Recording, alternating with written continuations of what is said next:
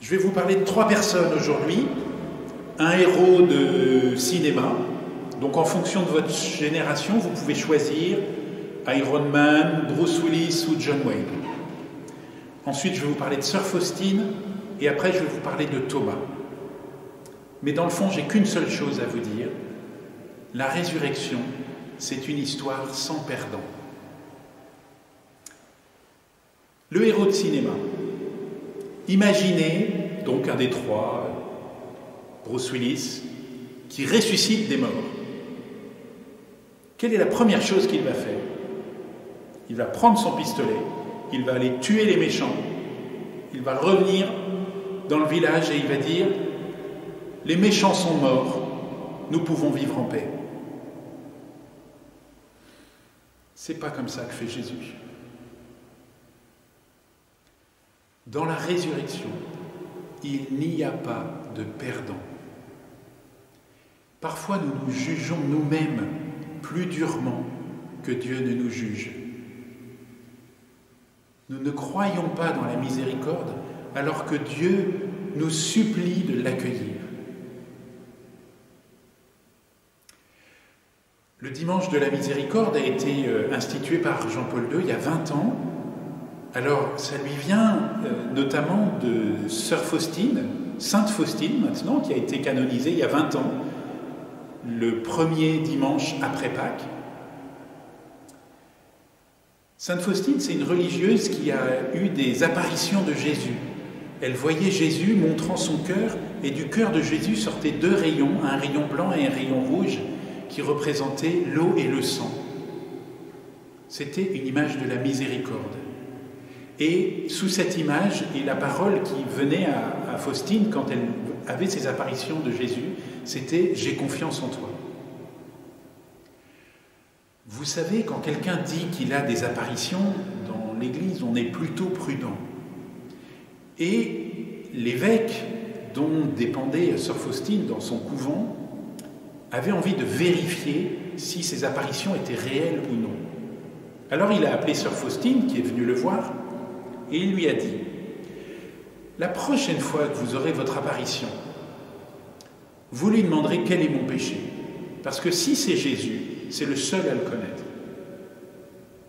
Sœur Faustine est repartie. Un jour, elle a de nouveau une apparition, et puis elle retourne voir, après ça, l'évêque, qui lui dit « Alors, qu'est-ce qu'il vous a dit ?»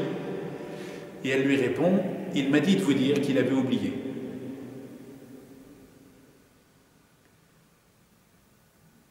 Nous avons du mal à croire que Dieu pardonne, parce que nous-mêmes, nous avons du mal à pardonner.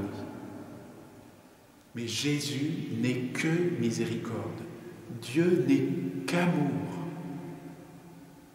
La résurrection est une histoire sans perdant. Il nous suffit d'accueillir cet amour. Et alors, dans l'évangile d'aujourd'hui, il y a un personnage qui nous aide à ça, c'est Thomas. Alors, je voudrais commencer par réhabiliter un peu Thomas. Parce que Thomas, souvent, il n'a pas bonne presse. N'empêche que c'est le seul qui a eu le courage de sortir. Je vous rappelle que les disciples, ils sont enfermés par peur des Juifs. Lui, il a eu le courage de sortir. Un peu comme dans la famille, quand il y en a un qui a le courage d'aller faire les courses pour se mettre en danger aujourd'hui. Eh bien voilà, Thomas, il est le courageux de la troupe. Seulement le jour où Jésus apparaît, il n'est pas là.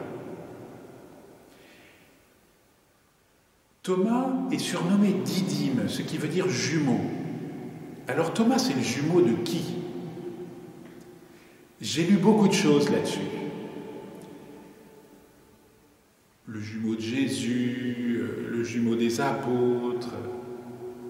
Je crois que Judas, c'est notre jumeau. Thomas, je crois que Thomas, c'est notre jumeau.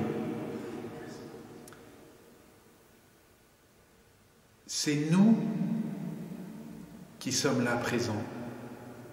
Thomas, en fait, il va faire la jonction entre les disciples qui ont vu et touché Jésus, vécu avec lui, et nous qui ne l'avons pas vu. Et il est comme au milieu. Il a vu, mais il y a un moment où il n'a pas vu la résurrection, il n'était pas là, et Jésus lui donne la clé. La clé, c'est « heureux ceux qui croient sans avoir vu ». En fait, Thomas fait la jonction entre les apôtres et nous, entre ceux qui ont vécu avec Jésus et nous qui sommes après. Et la clé que nous donne Jésus, c'est que ne sont pas seulement heureux ceux qui ont vécu avec Jésus, mais bien plus que ça, ceux qui croient sans avoir vu.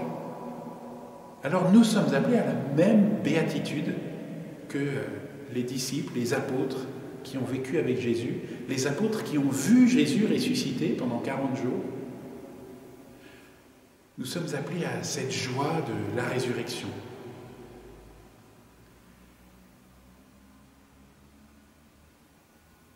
La résurrection, c'est une histoire sans perdant. Jésus n'a aucune idée, aucun désir de vengeance. Il veut juste nous sauver. Tous les péchés que nous avons commis, Dieu les pardonne quand nous les confessons et il les oublie. Et il nous appelle à être bienheureux en croyant sans voir. Seigneur, donne-nous cette grâce aujourd'hui d'accueillir pleinement ta miséricorde, d'exulter de joie parce que toi, tu nous fais vivre de l'intérieur. Amen.